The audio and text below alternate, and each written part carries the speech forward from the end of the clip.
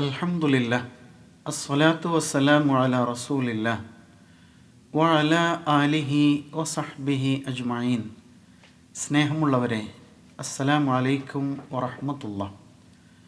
സൂറത്തുൽ ജിന്നിലെ ജിന്നുകളുടെ ആത്മകഥാപരമായ പരാമർശങ്ങൾ സമാപന ഘട്ടത്തിലാണ്.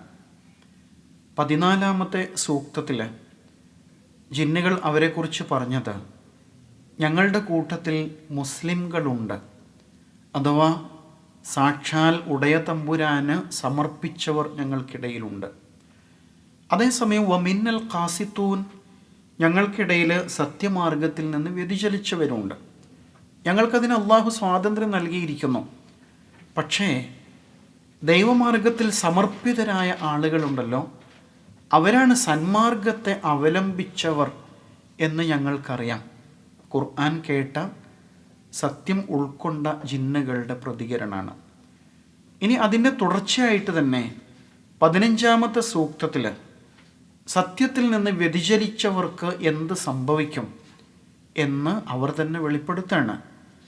അഊദു ബില്ലാഹി മിനശ് ശൈത്വാനിർ റജീം وَأَمَّا الْقَاسِطُونَ فَكَانُوا لِجَهَنَّمَ حَطَبًا.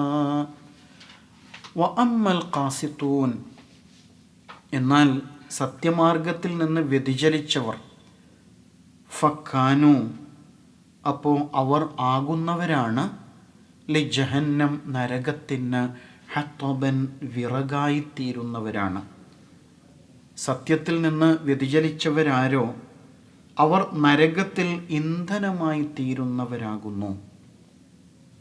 വരാൻ പോകുന്ന ഗുരുതരമായ ശിക്ഷയെക്കുറിച്ച് അവർക്ക് നല്ല ബോധ്യമുണ്ട് എന്നർത്ഥം.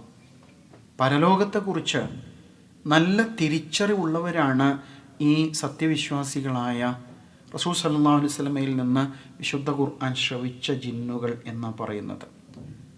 അപ്പോൾ ചില പാഠങ്ങൾ ഇതിൽ നമുക്ക് വീണ്ടും ലഭിക്കുകയാണ്. ജിന്നുകൾക്കും മനുഷ്യരെ പോലെ തന്നെ രക്ഷാശിക്ഷകളുണ്ട്, പ്രതിഫലമുണ്ട് എന്നുള്ളതാണ്. അള്ളാഹുവോട് ഏറെ ഉത്തരവാദിത്ത ബോധത്തോടെ തന്നെ അവരും നിലകൊള്ളേണ്ടതുണ്ട്. അവരിൽ പ്രകൃതി നിയമം അനുസരിച്ച് ശുദ്ധപ്രകൃതി നിലനിർത്തുന്നവരും അതിൽ നിന്ന് വ്യതിചലിച്ചു പോകുന്നവരുമുണ്ട്. വ്യതിചലിച്ചു പോകുന്നവർക്ക് നരകാഗ്നിയാണ് ശിക്ഷയായിട്ട് ഒരുക്കിയിട്ടുള്ളത്. മനുഷ്യരെ പോലെ തന്നെയാണ് പറയുന്നത്, അല്ലേ? ഖുർആൻ വേറെ സന്ദർഭങ്ങളിലും ആ പരാമർശം നടത്തുന്നുണ്ട്. വലഖദ് ദറഅ്നാ ലിജഹന്നമ കസീറൻ മിനൽ ജിന്നി വൽ ഇൻസ്, മനുഷ്യ ജിന്നുകളിൽ ധാരാളം പേരെ നാം നരകത്തിന് വേണ്ടി പടച്ചിരിക്കുന്നു എന്ന് പറയുന്നു. അവിടെ കൗതുകകരമായൊരു ചോദ്യമുണ്ട്. എന്താ ചോദ്യം? അഗ്നിയാൽ സൃഷ്ടിക്കപ്പെട്ട ജിന്നുകളെ എങ്ങനെയാണ് അഗ്നി കൊണ്ട് തന്നെ ശിക്ഷിക്കാൻ കഴിയുക? സാധാരണ യുക്തിപരമായിട്ട് യുക്തിവാദികൾ ഉന്നയിക്കുന്നൊരു ചോദ്യമാണിത്. അതിൻ്റെ ഉത്തരം എന്താണ്? ഖുർആൻ മുൻനിർത്തി തന്നെ നമുക്ക് പറയാം. മറ്റൊരു ചോദ്യം, ഖുർആൻ അനുസരിച്ച് മനുഷ്യൻ മണ്ണുകൊണ്ട് സൃഷ്ടിക്കപ്പെട്ടവനാണ് എന്ന് കരുതിയിട്ട് മനുഷ്യനെ ഒരാൾ മൺകട്ട എടുത്ത് എറിഞ്ഞാൽ അയാൾക്ക് ഏറെ കൊള്ളൂലേ? കൊള്ളും. അയാൾക്ക് വേദനിക്കൂലേ? വേദനിക്കുകയും ചെയ്യും. ഇപ്പോൾ മണ്ണ് കൊണ്ട് സൃഷ്ടിക്കപ്പെട്ട മനുഷ്യനെ മൺകട്ട കൊണ്ട് എറിഞ്ഞപ്പോൾ അയാൾക്ക് എങ്ങനെയാണ് വേദനിച്ചത്? അതേപോലെ അഗ്നി കൊണ്ട് സൃഷ്ടിക്കപ്പെട്ട ജിന്നിനെ അഗ്നിയാൽ ശിക്ഷിക്കുമ്പോൾ അതിൻ്റെ വേദന തീർച്ചയായിട്ടും ജിന്ന് അറിയും എന്ന് മനസ്സിലാക്കണം. അപ്പോൾ അതിൻ്റെ നിമിത്തം എന്താണ്? മനുഷ്യ ശരീരം മുഴുവനും ഭൂമിയിലെ ധാതുക്കളാൽ നിർമ്മിതമാണ്. എന്നാൽ മനുഷ്യൻ മജ്ജയും മാംസവുമുള്ള ജീവനുള്ള പൂർണ്ണ മനുഷ്യനാകുന്നതോടെ അവൻ തികച്ചും വ്യത്യസ്തമായ ഒരു സൃഷ്ടിയായിട്ട് രൂപപ്പെടുകയാണ്. ഖുർആൻ പറയുന്നില്ലേ, സുമ്മ അൻശഅ്നാഹു ഖൽഖൻ ആഖർ. ആ വ്യത്യസ്ത ഘട്ടങ്ങൾ മാതാവിലൂടെ കടന്നു വന്നിട്ട് ഒടുവിൽ അവൻ സുമ്മ അൻശഅ്നാഹു ഖൽഖൻ ആഖർ, നാം തികച്ചും വ്യത്യസ്തമായ മറ്റൊരു സൃഷ്ടിയായിട്ട് അവനെ രൂപപ്പെടുത്തുന്നു എന്നാണ്. ഇതേപോലെ ജിന്നുകളുടെ ഉത്ഭവം അഗ്നിയിൽ നിന്നാണ്. എന്നാൽ ജിന്നായിട്ട് രൂപം പ്രാപിക്കുന്നതോടെ ജിന്ന് അഗ്നിയിൽ നിന്ന് വ്യത്യസ്തനായിട്ട് മാറുകയാണ്. മലക്കും അങ്ങനെയാണ്. മലക്ക് പ്രകാശം കൊണ്ടാണ് സൃഷ്ടിക്കപ്പെട്ടത്. പക്ഷേ മലക്ക് ഭൂമിയിൽ സഞ്ചരിക്കുമ്പോൾ നാം മലക്കിൻ്റെ പ്രകാശം കാണുന്നുണ്ടോ? ഇപ്പോൾ ഒരു വിമാനം ആകാശത്തൂടെ സഞ്ചരിക്കുമ്പോൾ രാത്രിയിലാണെങ്കിൽ അതിൻ്റെ ലൈറ്റുകൾ, വിളക്കുകളൊക്കെ കത്തുന്നത് കാണാം. അതുപോലെ മലക്ക് സഞ്ചരിക്കുമ്പോൾ കാണാമോ? സാധ്യമല്ല.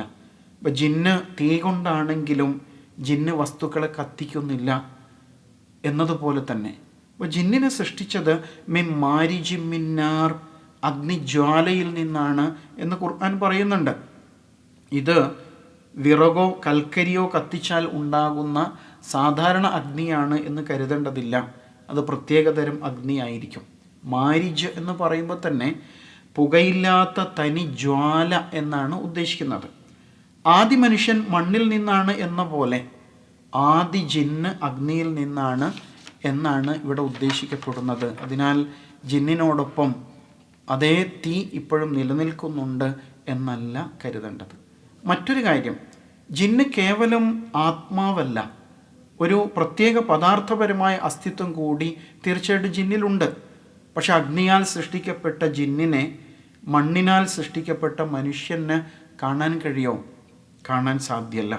ഖുർആൻ പറയുന്നില്ലേ, ഇന്നഹു യറാക്കും ഹുവ വ ഖബീലുഹു, അവനും അവൻ്റെ ഗോത്രവും നിങ്ങളെ കണ്ടുകൊണ്ടിരിക്കുന്നുണ്ട്. മിൻ ഹൈസു ലാ തറൗനഹും, നിങ്ങൾക്ക് അവരെ കാണാൻ കഴിയാത്ത നിലയിൽ അവർ നിങ്ങളെ കണ്ടുകൊണ്ടിരിക്കുകയാണ് എന്ന് പറയുന്നു. അപ്പോൾ തികച്ചും വ്യത്യസ്തമായ ഒരു ഘടനയിലാണ് ജിന്നുള്ളത് എന്ന് മനസ്സിലാക്കണം. ഇനി മറ്റൊരു ചോദ്യമുണ്ട്. ജിന്നുകൾ സ്വാതന്ത്ര്യമുള്ള സൃഷ്ടികളാണ്. നന്മ തിന്മകൾ തിരിച്ചറിയാൻ അവർക്ക് കഴിവുണ്ട്. അപ്പോൾ പരലോകത്ത് അവർക്ക് രക്ഷാശിക്ഷകളുണ്ട്. എങ്കിൽ ജിന്നുകളുടെ ജീവിത ദൗത്യം എന്താണ്? നമുക്കൊന്നും കാണാൻ കഴിയുന്നില്ലല്ലോ. എന്തായിരിക്കും ജിന്നുകൾ ചെയ്യുന്നത്? എന്താ ഉത്തരം? ജിന്ന് കഥകൾ കേട്ടാൽ പലപ്പോഴും നമുക്ക് തോന്നിപ്പോകും ജീവിതകാലം മുഴുവൻ ആരുടെയെങ്കിലും അടിമയായിട്ട് അത്ഭുതങ്ങൾ കാണിച്ചുകൊണ്ട് നിലനിൽക്കലാണ് ജിന്നിൻ്റെ ദൗത്യം എന്ന് തോന്നിപ്പോകും. ഇങ്ങനെ ഏതെങ്കിലും ഒരാളുടെ ദാസനാവാനോ അങ്ങനെ ഒരാളുടെ ചൊൽപ്പടിക്ക് നിന്നു കൊടുക്കാനോ അകാരണമായിട്ട് ആരെയും ഉപദ്രവിക്കാനോ വിവേചനശേഷിയില്ലാതെ യാന്ത്രികമായിട്ട് ജീവിച്ചു തീർക്കാനോ ഒന്നുമുള്ളതല്ല ജിന്നുകളുടെ ജന്മം. അള്ളാഹു ഉദ്ദേശിച്ച ഏതോ ഒരു മേഖല അവിടെ അവർ പ്രവർത്തിച്ചു കൊണ്ടിരിക്കുന്നുണ്ട്. നമുക്കത് കാണാൻ സാധിക്കുന്നില്ല എന്നേ ഉള്ളൂ. മനുഷ്യരെ പോലെ തന്നെ അള്ളാഹുവിൻ്റെ കൽപ്പന അനുസരിച്ച് ജീവിക്കാൻ ബാധ്യതയുള്ള ജീവിവർഗമാണ് ജിന്നുകൾ. ഇതാണല്ലോ സൂറത്തു ദാരിയാത്ത് 56 അള്ളാഹു താല പറയുന്നത്, വമാ ഖലഖ്തുൽ ജിന്ന വൽ ഇൻസ ഇല്ലാ ലിയഅ്ബുദൂനി, എനിക്ക് ഇബാദത്ത് ചെയ്യാനല്ലാതെ, എനിക്ക് വഴിപ്പെട്ടുകൊണ്ട് നിലകൊള്ളുവാൻ അല്ലാതെ ജിന്ന് മനുഷ്യവർഗങ്ങളെ ഞാൻ സൃഷ്ടിച്ചിട്ടില്ല എന്ന് തന്നെ പറയുന്നുണ്ട്. ഇപ്പോൾ മനുഷ്യർക്ക് ജിന്നുകളെ അടക്കി ഭരിക്കാൻ സാധ്യമല്ല. ജിന്നുകൾക്ക് മനുഷ്യരിലും അത്തരം സ്വാധീനമില്ല. രണ്ട് വിഭാഗവും അള്ളാഹുവിൻ്റെ സൃഷ്ടികളാണ്, ദാസരാണ് എന്നാണ് അവിടെ മനസ്സിലാക്കേണ്ടത്. അതിനാൽ പരലോക ശിക്ഷാരക്ഷകൾ മനുഷ്യർക്കുണ്ട്, ജിന്നുകൾക്കുമുണ്ട്. അതുപോലെ മൊത്തത്തിൽ നാം ഈ സൂക്തങ്ങളിൽ നിന്ന് മനസ്സിലാക്കേണ്ട ചില ആശയങ്ങൾ, തെറ്റ് ചെയ്യാനുള്ള പ്രവണത ജിന്നുകൾക്കുണ്ട്. അതിനാൽ അവർക്കും ബോധവൽക്കരണം അനിവാര്യമാണ്. മനുഷ്യരിലേക്ക് എന്ന പോലെ ജിന്നുകളിലേക്കും പ്രവാചകന്മാർ വന്നിരിക്കാം എന്ന് അതിൻ്റെ അടിസ്ഥാനത്തിൽ മനസ്സിലാക്കണം. റസൂൽ സല്ലല്ലാഹു അലൈഹി വസല്ലം ജിന്നുകൾക്കും വഴികാട്ടിയായ പ്രവാചകനാണ്, ദൈവദൂതനാണ് എന്ന് മനസ്സിലാക്കേണ്ടതുണ്ട്. ആ നിലയ്ക്ക് വിശുദ്ധ ഖുർആൻ മുൻനിർത്തി കുറച്ചുകൂടി യാഥാർത്ഥ്യ ബോധത്തോടു കൂടി തന്നെ കാര്യങ്ങൾ ഉൾക്കൊള്ളണം. ജിന്നുകളിലും സ്ത്രീ പുരുഷന്മാരുണ്ട് എന്ന സൂചന ഖുർആൻ നൽകുന്നുണ്ട്. അഫതത്തഖിദൂനഹു വദുർരിയതഹു ഔലിയാ മിൻ ദൂനി എന്ന് ചോദിക്കുന്നില്ലേ? അഫതത്തഖിദൂനഹു വദുർരിയതഹു, നിങ്ങൾ പിശാചിനെയും പിശാചിൻ്റെ സന്തതി പരമ്പരകളെയും നിങ്ങളുടെ ഔലിയാക്കളായിട്ട്, കൈകാര്യക്കാരായിട്ട് സ്വീകരിച്ചോ? മിൻ ദൂനി, എന്നെ മാറ്റി നിർത്തിയിട്ട്. വഹും ലക്കും അദു, യഥാർത്ഥത്തിൽ പിശാച് നിങ്ങളുടെ ശത്രുവല്ലേ, എന്നിട്ടും അങ്ങനെ ചെയ്തോ എന്ന് ചോദിക്കുമ്പോൾ വദുർരിയതഹു, അവൻ്റെ സന്തതികളെയും എന്ന പരാമർശമുണ്ട്. അപ്പോൾ അവരിലും ഈ നിലയ്ക്ക് ഇണകൾ ഉണ്ടാവണം, പെറ്റുപെരുകുന്ന അവസ്ഥ ഉണ്ടാകണം എന്നൊക്കെ നമുക്ക് വ്യക്തമായി തന്നെ മനസ്സിലാക്കാൻ സാധിക്കുന്നു എന്നുള്ളതാണ് തിരിച്ചറിയേണ്ട ഒരു കാര്യം. ഈ നിലയിൽ കുറേ കാര്യങ്ങളെ ഈ വിഷയവുമായി ബന്ധപ്പെട്ട് നാം തിരിച്ചറിയേണ്ടിയിരിക്കുന്നു. ഇതേ സമയത്ത് ജിന്നുകളിൽ വഴിതെറ്റി പോകുന്നവർ പിശാചുക്കളായി മാറുന്നു. അവർ മനുഷ്യനെ സ്വാധീനിക്കുന്നു. അല്ലാഹു തആല അവരെ മനുഷ്യർക്ക് എന്നും ശത്രുക്കളായി നിശ്ചയിച്ചിരിക്കുന്നു. പ്രവാചകന്മാർക്ക് പോലും അല്ലാഹു സുബ്ഹാനഹു വ തആല മനുഷ്യരിലെയും ജിന്നുകളിലെയും പിശാചുക്കളെ ശത്രുക്കളാക്കിയിട്ടുണ്ട് എന്ന് ഖുർആൻ പറയുന്നു. അത് ഈ ലോകത്തെ പരീക്ഷണത്തിൻ്റെ ഭാഗമാണ്.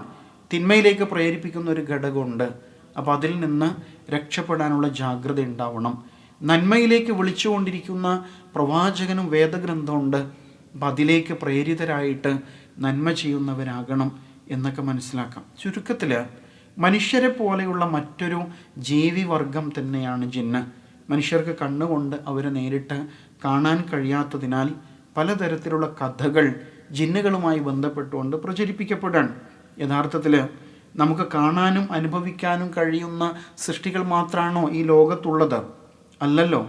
മനുഷ്യന് കാണാൻ കഴിയാത്ത സൃഷ്ടികളാണ് ലോകത്ത് എത്രയോ മടങ്ങ് അധികമായിട്ടുള്ളത്. ശാസ്ത്രവും അത് സമ്മതിക്കുന്നുണ്ട്. മനുഷ്യൻ കണ്ടതും അറിഞ്ഞതും വളരെ കുറച്ച് മാത്രമേ ഉള്ളൂ. അതിനാൽ നമുക്ക് ജിന്നുകളെ വെറുതെ വിടുന്നതാണ് നല്ലത്. ജിന്നുകൾ ആത്മകഥ പോലെ ഈ സൂറയിൽ പറഞ്ഞ കാര്യങ്ങൾ കൂടുതലായിട്ട് ഉൾക്കൊള്ളാൻ ശ്രമിക്കാം. പൈശാചികമായ സ്വാധീനങ്ങളിൽ നിന്ന് അള്ളാഹുവോട് രക്ഷ തേടുകയും ചെയ്യാം. ജിന്നുകളുടെ ആത്മകഥാപരമായ പരാമർശം, സൂറത്തുൽ ജിന്നിലെ ഈ പരാമർശങ്ങൾ ഇവിടെ പൂർണ്ണമാവുകയാണ്. അള്ളാഹു സുബ്ഹാനഹു വ തആല അവൻ്റെ സൃഷ്ടിജാലങ്ങളെ യഥാവിധി അറിയുവാൻ, അള്ളാഹുവിൻ്റെ ഖുദ്റത്തിനെ, അവൻ്റെ കഴിവുകളെ തിരിച്ചറിയുവാൻ, അള്ളാഹുവിൻ്റെ ദൃഷ്ടാന്തങ്ങൾ ബോധ്യപ്പെട്ടുകൊണ്ട് അവനിൽ വിശ്വസിക്കുവാൻ നമുക്കെല്ലാം തൗഫീഖ് നൽകുമാറാവട്ടെ. വ ആഖിറു ദഅ്വാന അനിൽ ഹംദുലില്ലാഹി റബ്ബിൽ ആലമീൻ. അസ്സലാമു അലൈക്കും വറഹ്മത്തുള്ളാഹി.